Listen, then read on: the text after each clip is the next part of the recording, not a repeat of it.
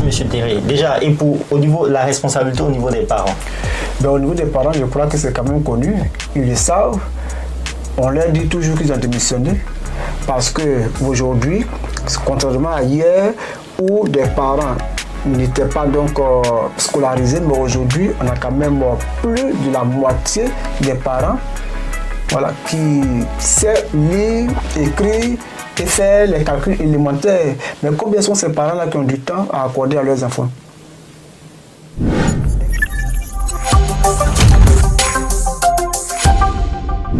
Et quand on n'a pas le temps, est-ce qu'on prend au moins la peine de dire à celui qui a le temps ou alors d'engager un répétiteur pour l'enfant? Ça ne se fait pas. Ça ne se fait pas. Deuxièmement, quand les parents, par exemple, n'arrivent pas à créer les conditions pour les enfants. Quand je parle de conditions, je veux dire l'enfant appartient aujourd'hui à sa famille. Ce qui était différent hier, quand l'enfant appartenait à toute la société.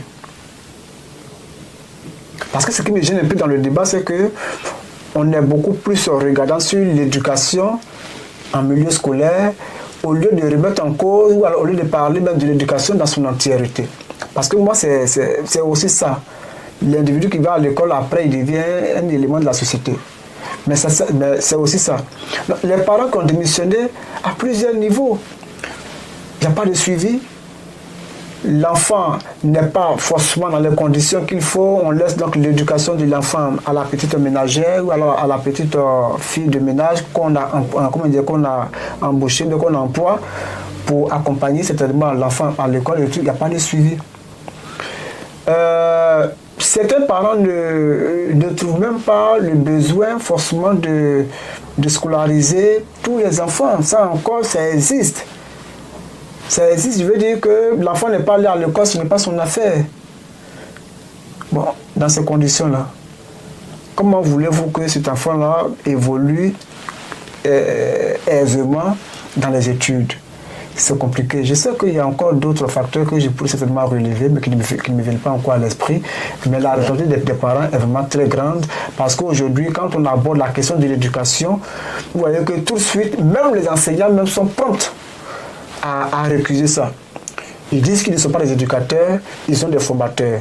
Parce que quand on dit qu'effectivement, toi, tu es mal éduqué, automatiquement, l'enfant à qui on dit tu es mal éduqué pense qu'on a insulté ou alors on s'en prend à sa famille, parce que chacun a nourri ça ainsi de sorte qu'on pense que l'éducation appartient exclusivement à la famille, donc aux parents. Du coup, quand on dit à un individu que tu es mal éduqué, pour lui, ce n'est pas lui que tu as insulté, mais c'est plutôt ses parents que tu as insulté. C'est eux qui ont cette responsabilité-là de l'éduquer. Donc, quand les parents ne jouent pas véritablement ce rôle-là, c'est compliqué. Très bien. Oui. Et la responsabilité, alors tout à l'heure vous avez brossé la responsabilité des professeurs qui disent qu'ils ne sont pas des formateurs, mais ils disent qu'ils ne sont pas des éducateurs, mais des enseignants. Effectivement. Effectivement, mais là, je vais aller beaucoup plus loin que ça. Aujourd'hui, vous voyez que j'ai évoqué j'ai évoqué le cas des élèves quand je parlais des droits de l'enfant, mais qui devient aussi une faiblesse pour l'enseignant, qui n'a plus son autorité sur l'enfant. Il y a ça aussi. Donc ça fait que plus on évolue, plus les enseignants ne manifestent aucun désir de faire l'effort. Parce qu'on se dit que, mais attends, je n'ai aucune autorité sur celui qui vient apprendre chez moi. Pourtant, nous sommes des êtres humains, même à la formation des gendarmes. Mais je ne pense pas qu'on leur dicte ce qu'ils doivent faire, mais il arrive des moments où on passe à la phase pratique, là où on applique la violence pour les former.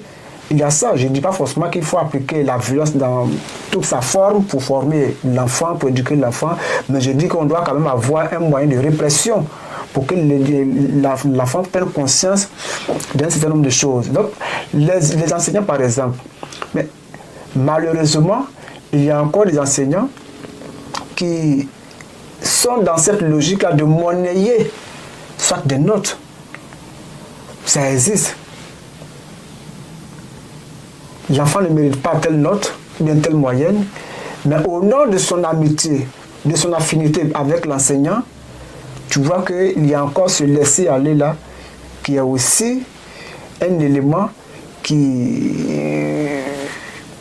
qu'on pourrait relever comme un facteur ou alors une cause parmi tant d'autres. Deuxièmement, les enseignants aujourd'hui ne sont pas tous outillés. Ils ne sont pas outillés et quand ils ne sont pas outillés, ils se disent que c'est la responsabilité de l'État de nous donner les moyens qu'il faut pour pouvoir donc exercer pleinement notre fonction. Donc quand on n'a pas, on ne fait pas d'effort. Troisièmement, il y a même la question de la formation, j'allais dire, la formation continue des enseignants. Ça n'existe pas, c'est-à-dire que généralement, l'individu est sorti du CAFOP ou alors de l'INS depuis l'an 2000 ou bien depuis 1995.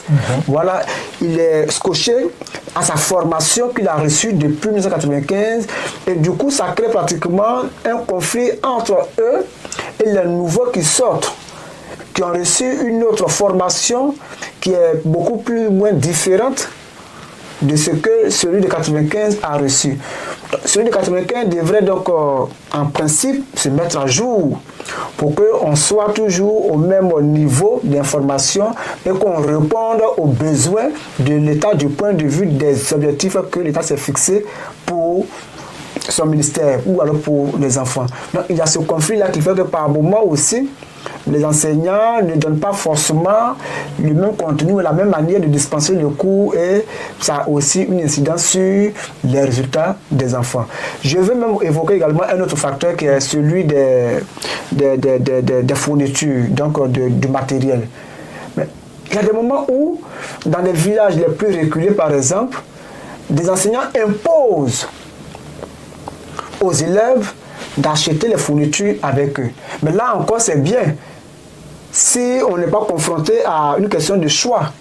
Mais il arrive que dans certaines familles, par exemple, pendant que on a 2 ou 3 enfants en 6e, il y a un qui est au lycée X, l'autre qui est au lycée Y et l'autre qui est un troisième qui est encore au lycée Z. Mais pour la même classe, dans la même ville, on se retrouve avec 3 manuels différents. Là où le parent d'élève voudrait donc se sacrifier pour acheter peut-être un livre d'anglais que les 3 pouvaient donc utiliser à la maison pour faire leurs exercices et réviser, il se trouve que pour chaque enseignant, il y a une maison d'édition qu'il impose à son élève. Comme si le programme national n'existait pas et donc chacun invente ou alors crée donc son programme national et qu'il impose à ses élèves. Ça aussi, c'est un facteur qui a aussi un coût du point de vue des dépenses des parents parce que quand on se retrouve à payer 3 livres différents pour la même classe, mais quand on n'a pas l'argent, qu'est-ce qu'on fait? C'est compliqué. Donc il y a ça aussi. Donc il y a beaucoup de choses. Les fascicules qu'on impose aux élèves. Voilà, certains même font l'effort, font l'économie de dispenser certains cours, certaines méthodes, certaines techniques pour résoudre des situations en mathématiques et bien d'autres disciplines, parce qu'effectivement, il y a le mercredi soir ou les samedis où on voulait retrouver encore les autres élèves qui ont des moyens pour venir suivre donc les cours de renforcement qui sont payants. Donc ça fait et du coup, à la fin de ces cours de renforcement, ces cours de renforcement quelquefois, certains donnent donc les enseignants donnent des secrets pour que ceux qui suivent ces cours-là soient beaucoup plus meilleurs dans les classes lorsqu'ils sont donc confrontés à des évaluations. Donc il y a beaucoup de choses qui font que par moment, il y a vraiment ces petits conflits entre eux, entre les élèves et les enseignants, et par moment, quand ça dégénère, on n'arrive plus donc à mettre la situation. Les grèves des élèves aussi, j'avais oublié, puisque je disais que tantôt, si je me souvenais de quelque chose, j'allais rappeler. Les grèves des élèves, sans oublier les grèves des enseignants aussi, parce que qui dit l'un, quand on parle de l'élève, on parle aussi de l'autre. Mais quand on fait des grèves pendant 1 mois, 2 mois, et qu'on sait qu'effectivement le programme est fait pour tenir entre 9 mois voilà, pour 9 mois, et qu'on a déjà empêché 2 mois, tu vois que après on ne va pas terminer le programme et après ceux qui payent donc les pots cassés, c'est bien évidemment les élèves. Très bien.